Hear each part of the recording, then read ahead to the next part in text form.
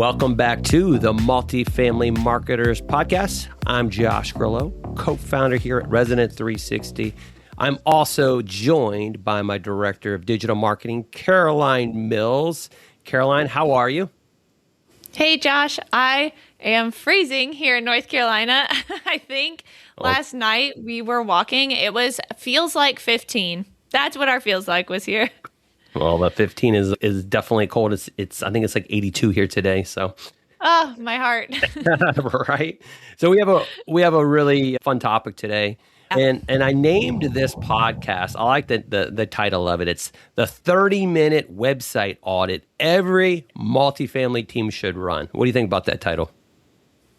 It's a good one. I think it just shows that these kind of things don't have to take, all day. I know we all get so busy. So I think we're going to break it down in a really nice way that makes it bite-sized, digestible, easy to understand, and shows that this can really be done by anybody.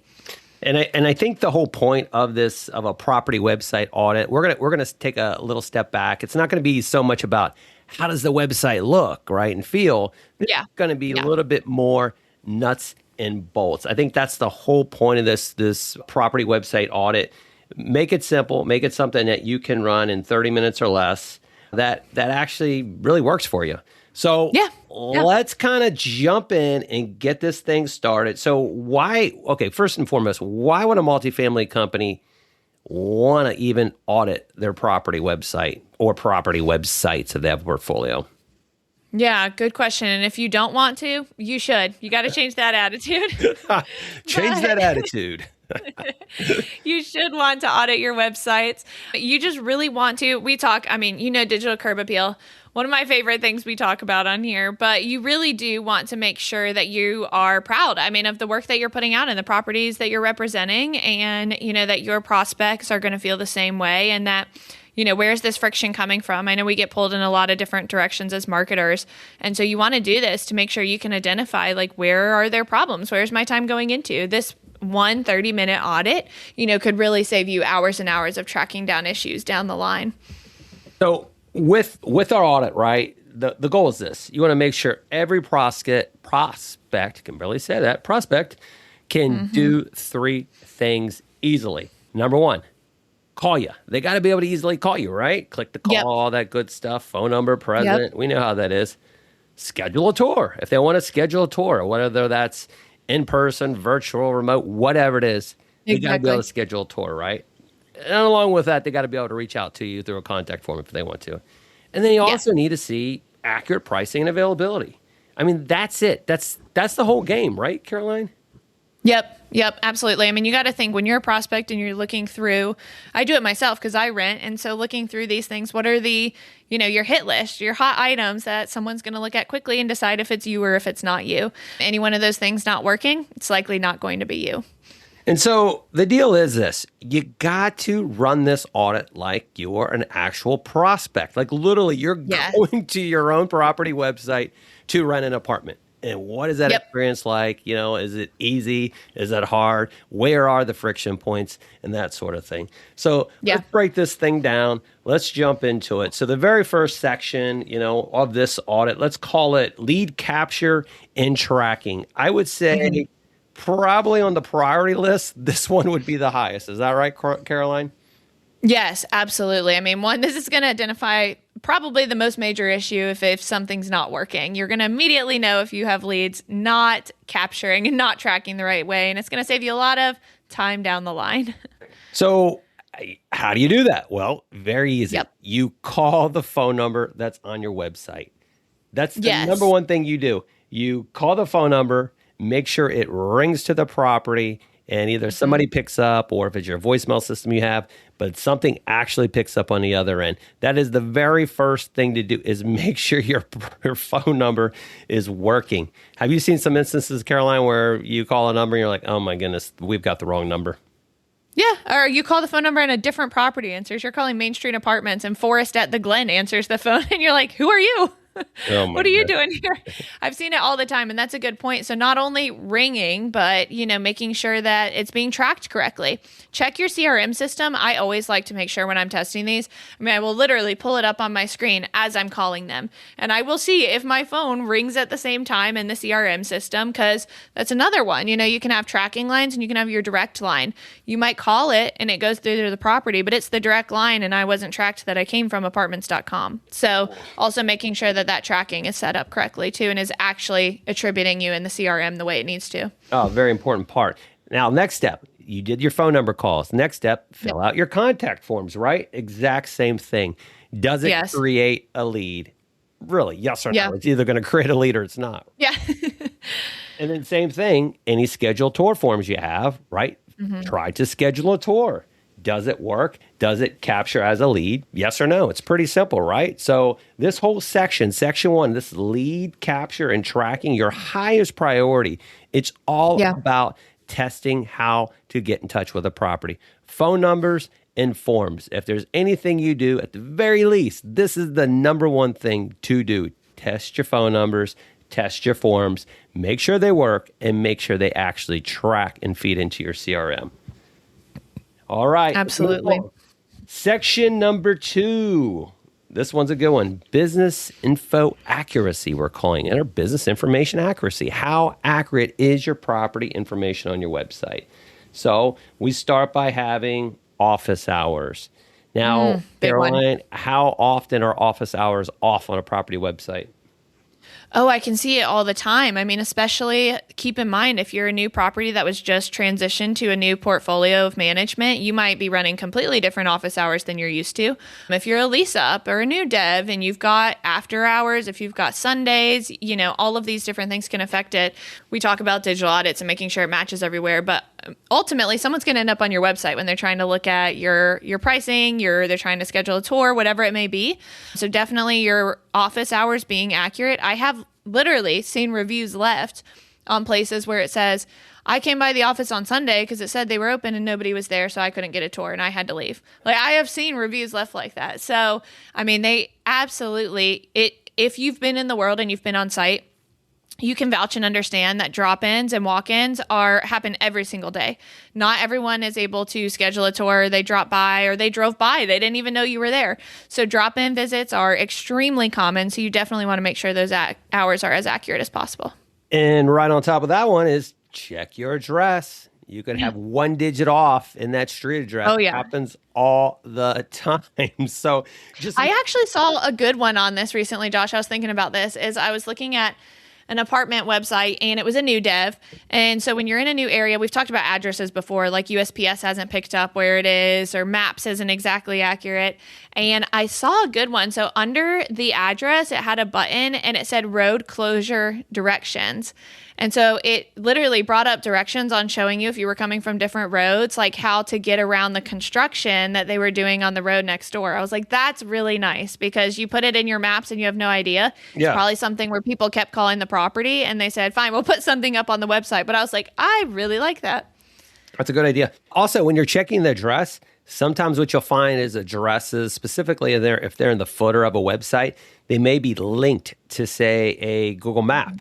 Well, if they're a link, make sure you click that link that it does, if it is linking and it goes to them, make sure the address is actually pinned properly on Google Maps. It happens all the time. Wrong pin mark, you name it, we've seen it. So on top of that, you're also checking any social links that you have, right? Do they go to the right accounts? And then if you have a social link, is it actually even going to an account? A lot of times we'll see. Yes. It could be like the little Instagram logo, but it's like you sit there and you just click, and it goes nowhere, right? Yep. So, big thing, make sure any social media accounts you have that they're all linked up on your website. Small thing, but oftentimes overlooked. That one's often overlooked. And if you're a web developer out there, it's very easy. Oftentimes when you copy templates, whether it's Entrada, Rent Cafe, WordPress, whatever it is, it will copy small things like that if you don't swap them out. So then you're clicking it, it's working, but that's not your property. Like now you're somewhere in Alabama when you were supposed to be in Idaho. Absolutely. All right. Moving right along. So section 1 was lead capture. Section 2 was property information accuracy. Number 3, section 3 of this audit is specials and offers, right? So tell me a little bit about specials and offers. This is probably, if I had to pick one thing out of all of this that I constantly see wrong, it's specials being updated. You definitely want to address that urgency in your special, but all the time I will see it where, today we're recording, it's the January 16th.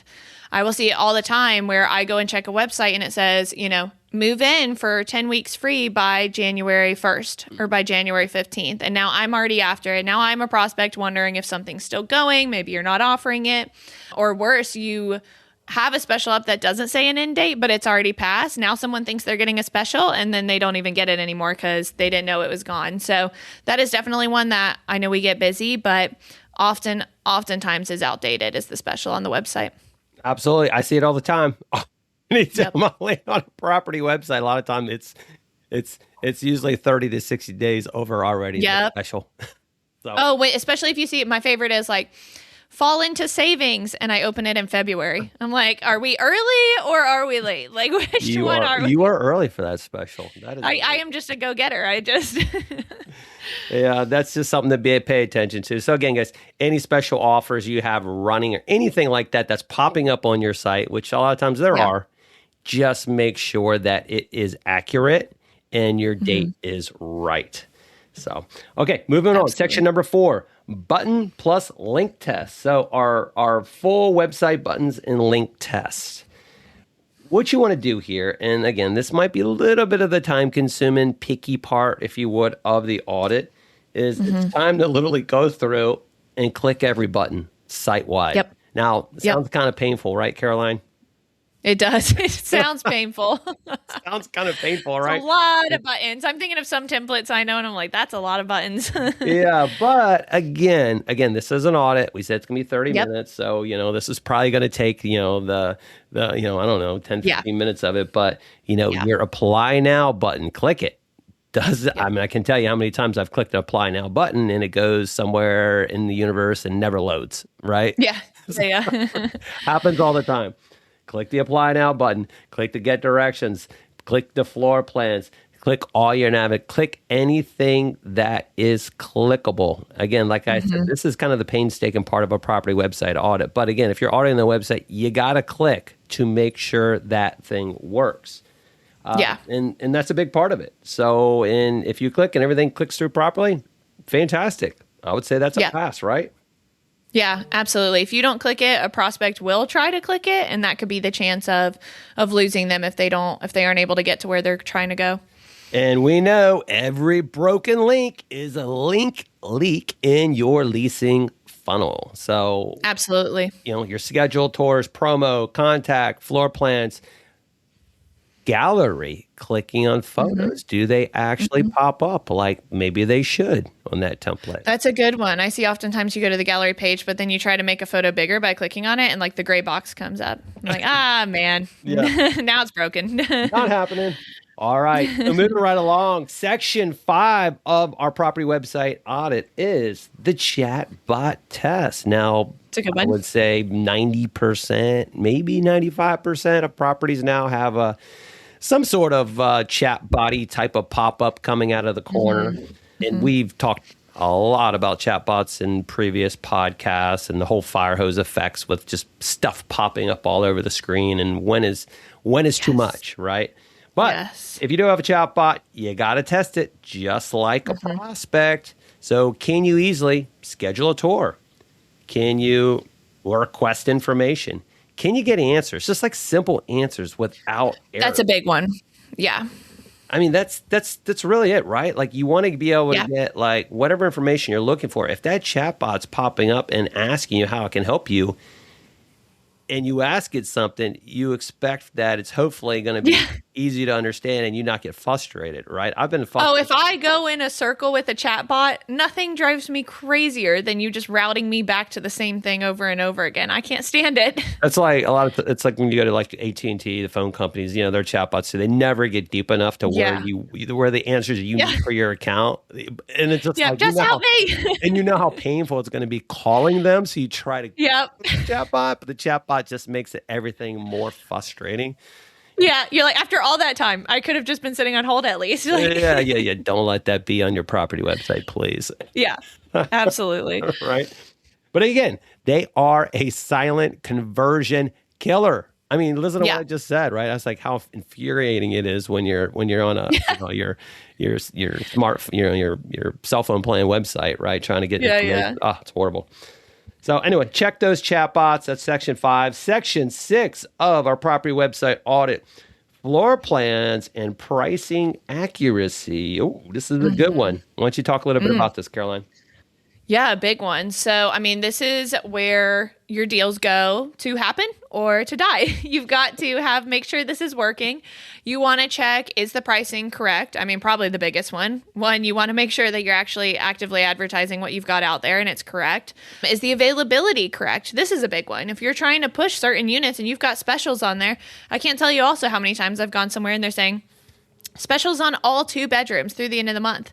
I'm there on maybe like the 10th and I'm looking and there's no 2 bedrooms on the website. I'm like, is it a secret? Like, do I get to know what 2 bedrooms are on special? Total top secret.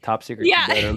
So just checking that these look right. Not only is that, but imagine you're somebody applying. Like, do the terms look right? We live in a lot of times where we can offer short-term leases, long-term leases. I would say the standard 12 isn't necessarily the standard anymore. I've seen anywhere from 6 months to 15 months on these things. So make sure it's accurate for what you want, that your pricing software is feeding over correctly, and then making sure, ultimately the floor plan images are correct. Nearly all of our renters are either going to make their decision online and really narrow down their properties, or they're trying to decide if they want to continue with you based on floor plan layouts, based on the pricing, making sure the availability is correct. Like, this is where they're going to decide if they want to keep pursuing you. So if you either, one, don't have floor plan images, okay, how do I know where I'm moving into? How do I visualize myself in the space? If it's wrong, I see other ones and I get it. There's times, this kind of goes a little off topic, but there's times when you can use the same floor plan image for multiple floor plans. But if I go somewhere and I see the same 2-bedroom floor plan on 5 different 2-bedroom layouts, I'm like, there's no way. There's no way. These are all the same exact floor plan.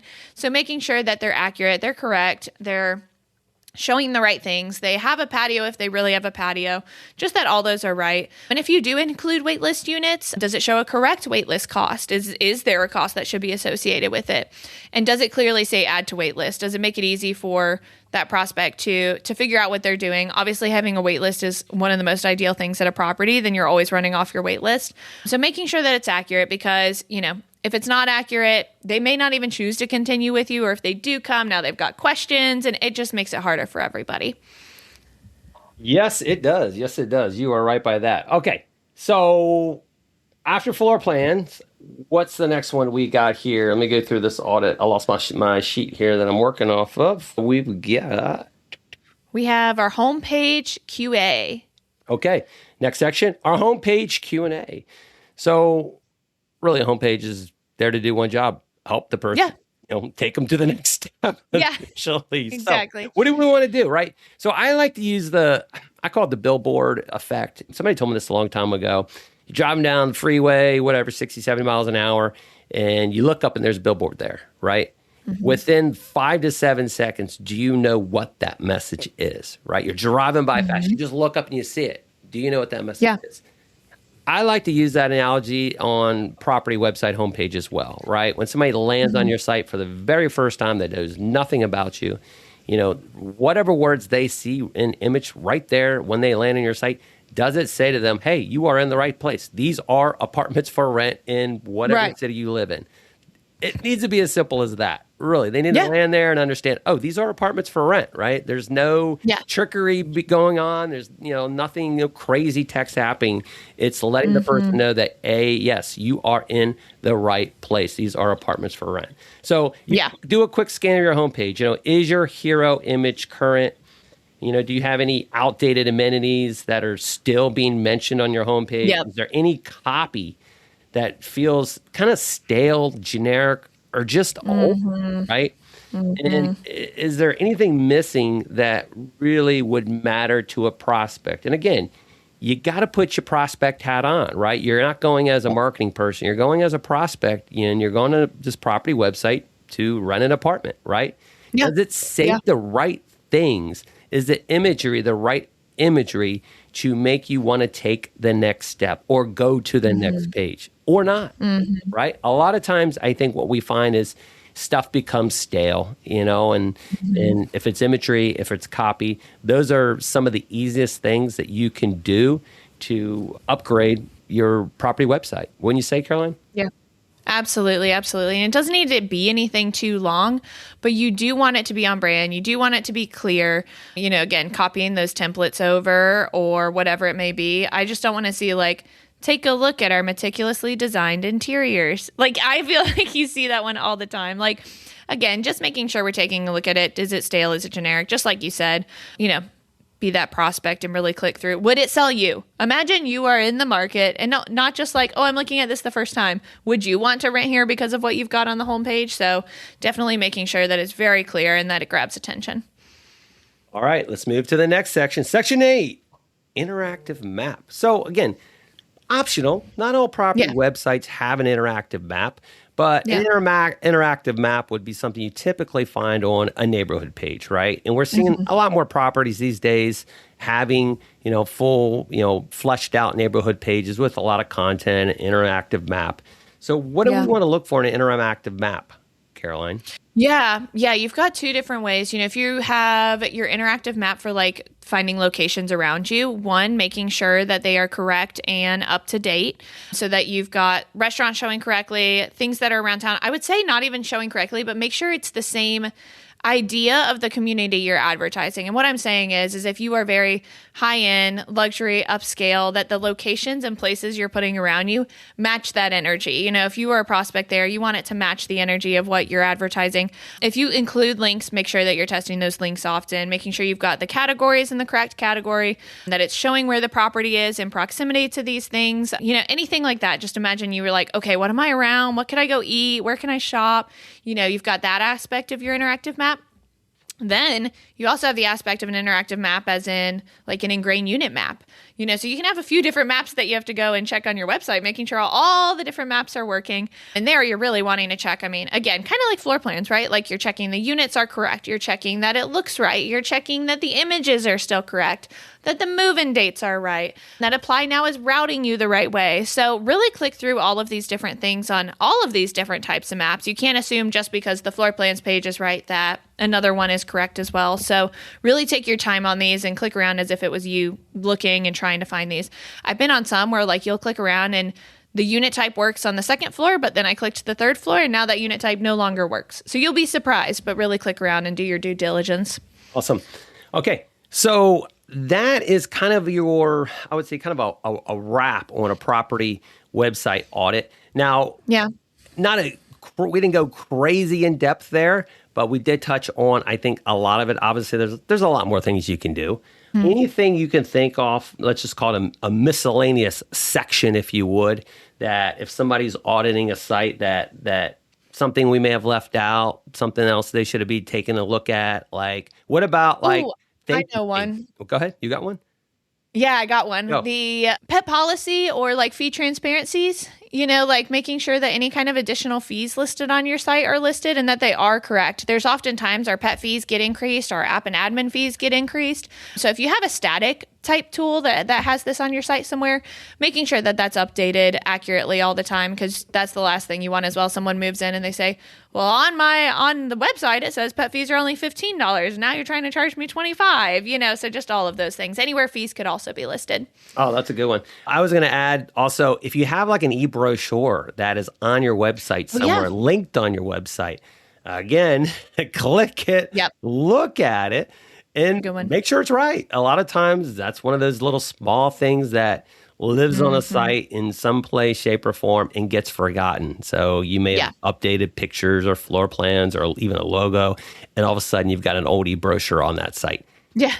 It happens all the time. So if you got an e-brochure, again, just look for it, think about it, see if it looks good, feels good, then it should be fine. And then also thank you pages, right? So when you fill out a form, you're a prospect, you're going through your site, you filled out some form, if it's a schedule a tour form or you're checking some availability and you went down through some process of even applying, whatever that might be.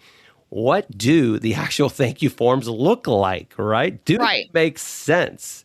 Or is it just a bunch of like gibberish, right? The thank you page is another great way to sell a prospect on your property, right? It's more space, right, to do stuff.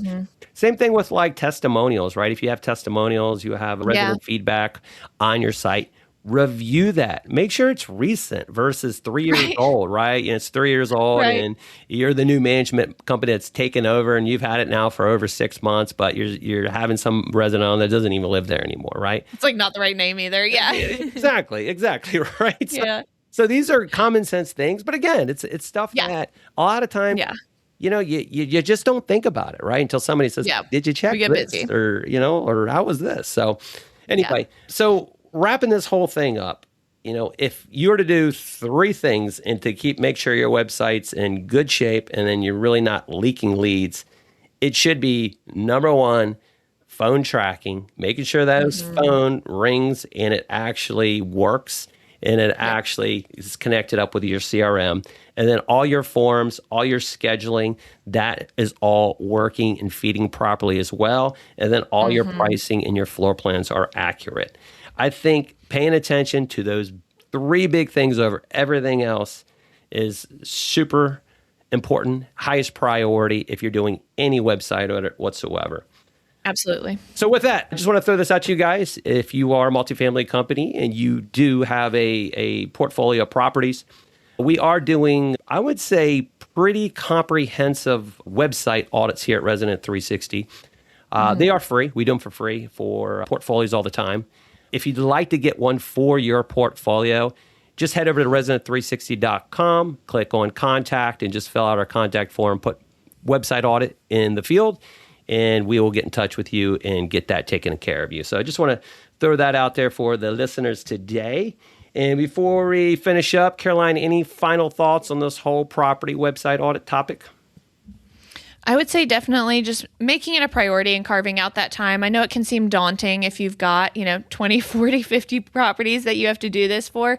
Take it in bite-sized pieces, refresh, stick this throughout your time. Do 30 minutes here, 30 minutes another time, but it'll go through it. And the more you have eyes on it, you'll definitely be surprised at the things you catch. That is correct. All right. That's a wrap for this episode. We will see you guys next week with another show of the Multifamily Marketers Podcast. Take care. And Caroline, have a great afternoon out there. Thank you guys. Bye.